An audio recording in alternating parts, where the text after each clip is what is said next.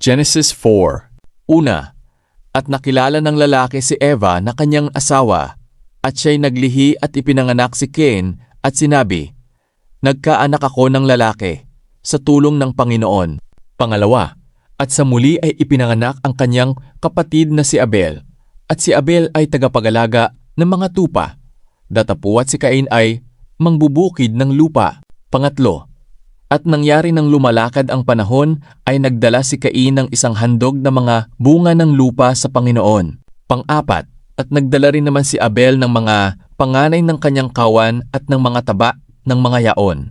At nilingap ng Panginoon si Abel at ang kanyang handog. Panglima, datapuat hindi nilingap si Cain at ang kanyang handog. At naginit na mainam si Cain at namanglaw ang kanyang muka. Pang-anim, at sinabi ng Panginoon kay Cain, "Bakit ka naginit at bakit namanglaw ang iyong mukha?" Pang-pito, kung ikaw ay gumawa ng mabuti, di ba ikaw mamarapatin? At kung hindi ka gumawa ng mabuti, ay nahahandusay ang kasalanan sa Kirat, at sa iyo'y pahihinuhod ang kanyang nasa, at ikaw ang papanginoon niya. 8. At yaoy sinabi ni Cain sa kaniyang kapatid na kay Abel, at nangyari nang sila'y nasa Tarbet-Dobgin, parang ay nagtindig si Cain laban kay Abel na kanyang kapatid at siya'y kanyang pinatay. Pang-siyam, at sinabi ng Panginoon kay Cain, "Saan naroon si Abel na iyong kapatid?" At sinabi niya, "Aywan ko, ako ba'y tagapagbantay sa aking kapatid?" Pang-sampu, at sinabi niya, "Anong iyong ginawa? Ang tinig ng dugo ng iyong kapatid ay dumadaing sa akin mula sa lupa." 11, at nangyaoy sinumpa ka sa lupa na siyang nagbuka ng bibig na tumanggap sa iyong kamay ng dugo ng iyong kapatid. 12, pagbubukid mo ng lupa ay di na ibibigay. Mula ngayon sa iyo ang kanyang lakas. Ikaw ang magiging palaboy at hampas lupa sa lupa.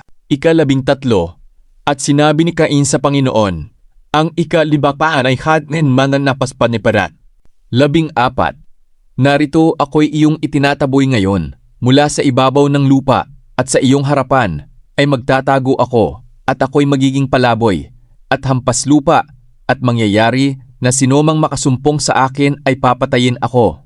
15, at sinabi sa kaniya ng Panginoon, dahil dito'y sinumang pumatay kay Cain ay makitong gagantihan, at nilagyan ng Panginoon ng isang tanda si Cain, baka siya'y sugatan ng sinumang makakasumpong sa kaniya. 16, at umalis si Cain sa harapan ng Panginoon at tumahan sa lupain ng Nod sa silanganan ng Eden.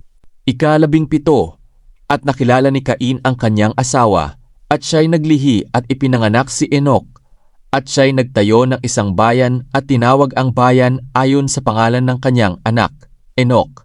18, at naging anak ni Enoch si Irad, at naging anak ni Irad si Mehujael, at naging anak ni Mehujael si Metusael, at naging anak ni Metusael si Lamech.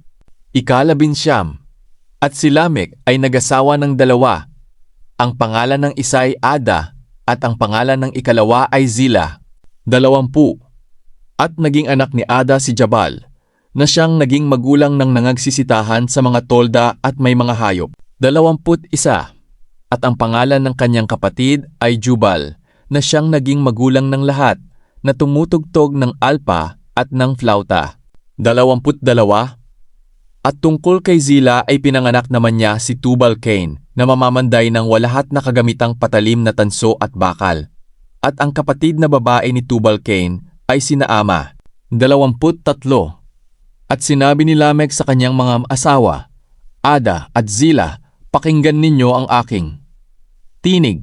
Kayong mga asawa ni Lamech ay makinig ng aking salaysay, sapagkat pumatay ako ng isang tao dahil sa ako'y sinugatan at ng isang binata dahil sa ako'y hinampas." 24, kung makapitong gagantihan si Cain, tunay na si Lamech ay makapitong-pung-pito.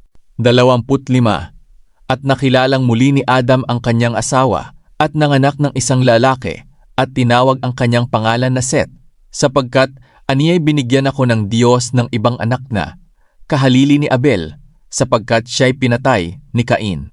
26, at nagkaanak naman si Seth ng isang lalaki, at tinawag ang kaniyang pangalan na Enos. Noon ay pinasimulan ng mga tao ang pagtawag sa pangalan ng Panginoon.